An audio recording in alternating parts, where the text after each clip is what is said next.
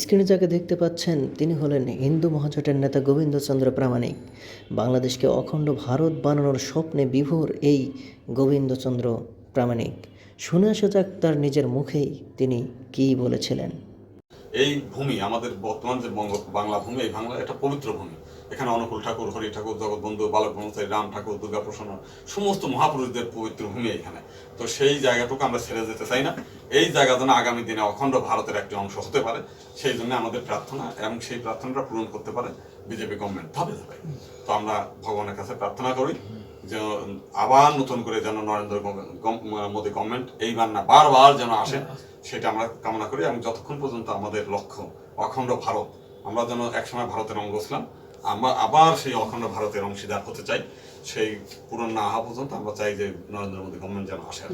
তো ভগবানের কাছে আমরা প্রার্থনা করি ভগবান যেন সেটা করে। এবং আমাদের যে সমস্ত আত্মীয় স্বজন আছে ভারতে, আমরা সবাই অন্তত একটু জানাই দেবো যে তারা যেন আমাদের কল্যাণের দিক তাকিয়ে, তাদেরও কল্যাণ হবে, আমাদেরও কল্যাণ হবে, বিশ্বের কল্যাণ হবে, তারাও যেন বিজেপিকে ভোট দেয়। তার বিরুদ্ধে রাষ্ট্র কেন ব্যবস্থা গ্রহণ করে না তা এক অজানা রহস্য। আওয়ামী সরকার যখন সমালোচিত হওয়া শুরু করে তখন সেই মুহূর্তে সোশ্যাল মিডিয়ায় প্রকাশ্যে আওয়ামীদের সমালোচনা করে এবং অন্যান্য দলের বাহবা করিয়েছেন গোবিন্দচন্দ্র প্রামাণিক। সাম্প্রতিককালে জামাত ইসলামীকে প্রশংসায় ভাসিয়ে কথা বলছেন তারা দেশের জন্য মঙ্গল, আরও অনেক কিছু। সরকার উৎখাতের পর দেশব্যাপী যখন নানান ষড়যন্ত্রের মধ্যে তখন ভারতীয় রিপাবলিক বাংলা যখন গুজব ছড়িয়েছিলেন, সেখানে গিয়ে তিনি তাদের বিপক্ষে কথা বলেছেন এবং বলেছেন যেসব হিন্দু পরিবার হামলার শিকার হয়েছেন তারা আওয়ামী রাজনৈতিক দলের সাথে সক্রিয় ছিল এবং তাদের কর্মের কারণেই হামলা হয়।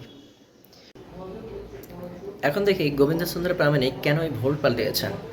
তিনি যেভাবে কথা বলছেন, সাধারণ মানুষের কথা বলছেন, আমজনতার কথা বলছেন, বাংলাদেশে যে গুজব ছড়ানো হচ্ছে সেটাও নিয়ে কথা বলছেন, তারপর আপনার ভারতের রিপাবলিক বাংলায় কথা বলছেন। তো কথা হলো যে তিনি যে এই কথাগুলো বলছেন, কেন বলছেন, তার একটাই কারণ যে সাধারণ মানুষের মধ্যে তার একটা জনপ্রিয়তা ক্রিয়েট করা। দেখেন, আপনি যদি আপনার শত্রুকে চিনতে পারেন তাহলে আপনার জন্য কিন্তু যুদ্ধ করা সহজ হয়ে যাবে, কিন্তু আপনি যদি আপনার শত্রুকে না চেনেন তাহলে কিন্তু যুদ্ধ করতে পারবেন না। সেম একইভাবে এই গোবিন্দচন্দ্র প্রামাণিকের মতো এই মানুষগুলা, এই ধরনের মানুষগুলা কি করবে, আপনার মন রক্ষা করবে, তারপরে আপনার হয়ে কাজ করবে সেটা দেখাবে, কিন্তু কাজ করবে ভিতরে ভিতরে অন্যটা। গোবিন্দচন্দ্র প্রামাণিককে আগে ক্লিয়ার করতে হবে কেন তিনি অখণ্ড ভারত কল্পনা করেছিলেন, অখণ্ড ভারত বানানোর জন্য বাংলাদেশকে নিয়ে একটা ষড়যন্ত্র করেছিলেন। এই ভিডিওটা সোশ্যাল মিডিয়ায় ঘুরে বেড়াচ্ছেন, এইটার ব্যাখ্যা তাকে আগে দিতে হবে।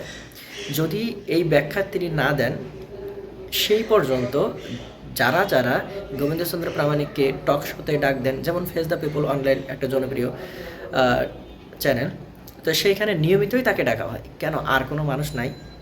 অবশ্যই আছে, কিন্তু আপনার তারপরেও সেই গোবিন্দচন্দ্র প্রামাণিককে ডাকছেন, কিন্তু ডাকার পরেও তাকে কেন প্রশ্ন করছেন না যে আপনি এই যে অখণ্ড ভারত হিসেবে বাংলাদেশকে বানানোর চেষ্টা করছেন বা এই কথাগুলো বলছিলেন, কেন বলছিলেন? যদি এই প্রশ্ন সাগর ভাই না করেন তাহলে আমরা বুঝবো যে আপনিও তাদের দলভুক্ত। শুধু তাই না, এখানে অনলাইন টক শোতে যারা যারা এই গোবিন্দচন্দ্র প্রামাণিককে ডাকবেন তারা এইটার ব্যাখ্যা আপনাদের সবাইকে দিতে হবে। যদি আপনারা এই ব্যাখ্যা না দিয়ে থাকেন তাহলে আমি বলবো যে আপনাদের সবাইকে আসলে বয়কট করা উচিত। আমরা ভারতের দোসর হিসেবে গণ্য করতেই পারি। ভালো থাকবেন, আল্লাহ হাফেজ।